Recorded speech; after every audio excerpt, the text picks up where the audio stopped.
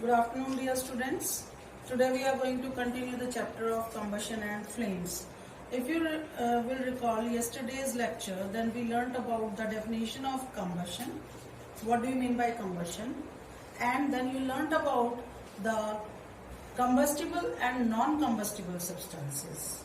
The substances which can easily burn in presence of air or oxygen and evolve heat and light are known as combustible substances, and which do not burn and do not release all these substances, heat and light or some gases, are known as non-combustible. Okay. So besides this, you learned about the minimum temperature that is required by a substance to burn. Okay, the minimum temperature, the lowest temperature at which any substance starts burning in presence of supporter of combustion, that is oxygen, is known as ignition temperature. Okay, then you learned about types of combustion also.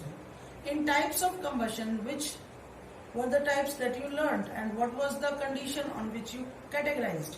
So it was on the rate of speed at which substances catch fire. Okay, this was the category. On what was the category? The rate of speed on which a substance catches fire. Okay, that was the first category, and in that you learnt about rapid combustion. Okay, rapid combustion, spontaneous combustion, and the explosion. Okay, so now today we are going to learn the next category on which we are going to make the substances combustible. The combustion takes place on the basis of the extent of air supply, okay, available for burning. That how much air is required for combustion to take place. So for that we take it into two categories. One is complete combustion and the another one is incomplete combustion. So what is the category here now? It is based on the extent of air supply available for burning. How much air supply is there? Whether it is too much or it's very less in quantity, then on this basis we categorize combustion in two parts. And what are they? Complete combustion and incomplete combustion. Okay.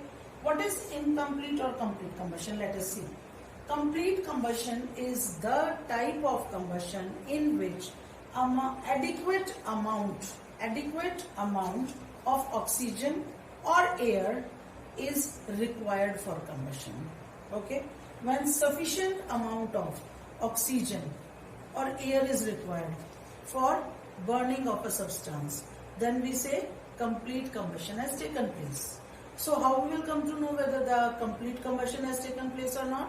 So if water is evolved in the form of vapors, then heat and light is evolved, and along with it carbon dioxide gas. So it is the important element, because these three can be evolved in incomplete also. But this is the only characteristic feature, that carbon dioxide gas is produced. Then we say that complete combustion has taken place. Then second category is made up of incomplete combustion. Okay. In second category, we are talking about incomplete combustion. As the name is suggesting, that the things are not going to burn as a whole. Okay. Completely they are not going to burn. Now when it will happen? Incomplete combustion takes place when inadequate, means insufficient amount of oxygen is present. Or we can say limited amount of oxygen is present. Or we can say lack of air is there. Okay, means it is in very less quantity. So how we will come to know that incomplete combustion has taken place? If there is a deposition of soot. You know what is soot? It is the carbon that gets deposited. If you have ever seen on some particular occasions, or Diwali, or like we lit diyas, or we burn candles. So when you light the candle, what happens? If you bring something nearby, there will be a deposition of soot. Okay, that black carbon that gets deposited. So soot will get deposited. Besides that, carbon monoxide will be produced, which is it's a quite harmful gas. It's poisonous gas, carbon monoxide. Okay, here it was carbon dioxide, here it is carbon monoxide, and heat and light will be produced. Soot, okay, the black color deposition, and carbon monoxide. You know, carbon monoxide is a poisonous gas. If it is inhaled by any human being, then what will happen? It will cause death. Okay, why it is so? Because you know that oxygen and carbon dioxide, they are similar in structure. So when hemoglobin that is present in our blood picks it doesn't know that whether it is carbon monoxide or it's oxygen, because they are similar in shape. So it picks it up and it finds like the configuration or the shape of the molecule of carbon monoxide is same like that of what? Oxygen. So it takes it and transports to all the cells. What should it have transported? Oxygen. But it is transporting what? Carbon monoxide. So when carbon monoxide will be distributed to all parts of the body or all cells present in the body, then what will happen? The person will die. Okay. So that's why it is said that carbon monoxide is very much harmful gas for human beings. Okay. So this was about the category of combustion on the basis of that how much air supply is required for combustion. So now let us come to the another topic. Okay, we are going to discuss about the another topic now, that is what are the conditions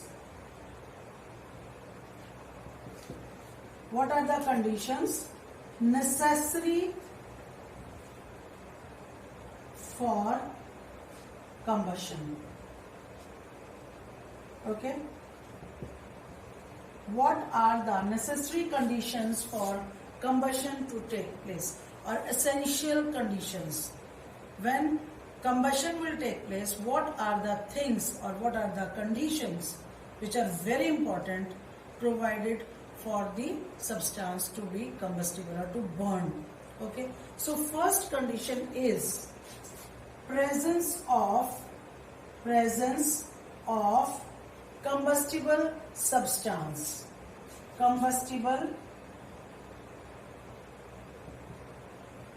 substance. And you know what is combustible substance? The substances which can easily burn in presence of air. Okay, so first condition is that a substance should be combustible, means it can burn in presence of air. Okay, so examples are presence of combustible substances. Example, can you name some examples? Yes, kerosene, petrol, kerosene, petrol. Any other substance other than this? It can be wood. Wood easily burns. Paper, etc. Okay, these are the combustible substances. Then comes second category is presence of supporter of combustion.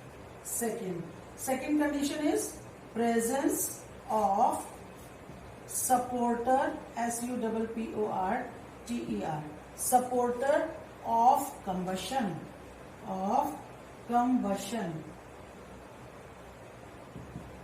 Now what is the meaning of this? Supporter of combustion means which helps in burning. Okay, which helps in, means it is very important condition that some presence of air or oxygen. What should be there? It should be presence of air or oxygen is the essential condition for combustion to take place. Okay, so it is the supporter of combustion. If it is not there, then combustion won't take place. Okay, then third condition is, what is the next condition? It is attainment of ignition temperature. You have learned what is ignition temperature. The lowest temperature or the minimum temperature at which any substance starts burning, a combustible substance, in presence of air, it starts burning, is known as ignition temperature. So ignition temperature, the ignition means burning, cannot take place until and unless the substance reaches its ignition temperature. If it is below ignition temperature, it won't burn. Okay, so on the basis of their ignition conditions or temperature, we have two types of substances. Okay, the ones which are quite easily, which can easily, quickly catch fire. Okay, which can easily or quickly catch fire, and we call them flammable substances. Or another one is inflammable. Flammable or inflammable. We call it the substances which can easily burn. Okay, so on this basis we have one flammable, F-L-A-M-M-A-B-L-E,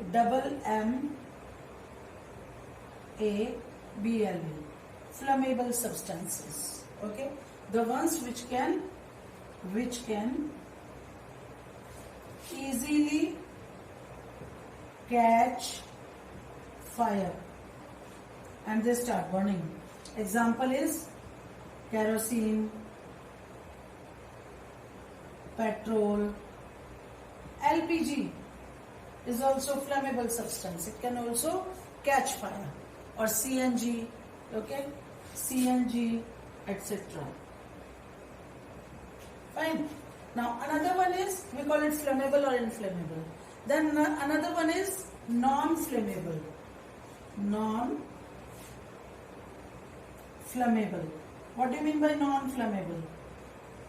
The substances which cannot burn. Okay. With high ignition temperature are called non-flammable substances. Okay, they burn, but they burn on very high temperature. They require very high temperature, very high ignition temperature for burning. So such type of substances are known as flammable substance, non-flammable substances, which require very high ignition temperature. Means their minimum temperature to burn is quite high. Ignition temperature. And what are the examples? Like glass, okay, sand, glass, example, glass, sand, etc. Okay, so like this we can categorize them into two categories, and that are we can make them fall into two categories. And what are the two categories? They are flammable and non-flammable substances. So let us revise it. What is it? What are the conditions necessary for combustion? What are the necessary conditions for combustion to take place? Number one is there should be a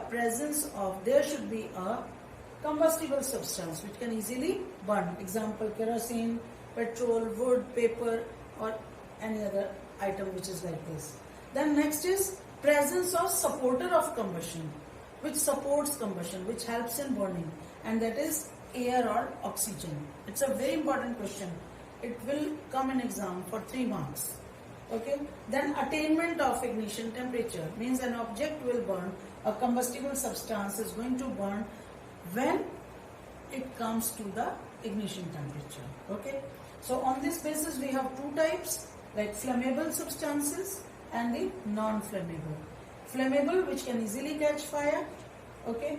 Example, kerosene, petrol, LPG, CNG, etc. While non-flammable are which require very high ignition temperature to burn. They are glass, sand, etc. Okay. So here I am today, and you have to do what is that you have to define or differentiate, not define but write down, differentiate between which substances we had learnt about in the first part. That was which type of combustion? Complete or incomplete combustion. Explain with examples. Then, what are the conditions necessary for ignition or combustion? Okay, for combustion. Okay, so do this.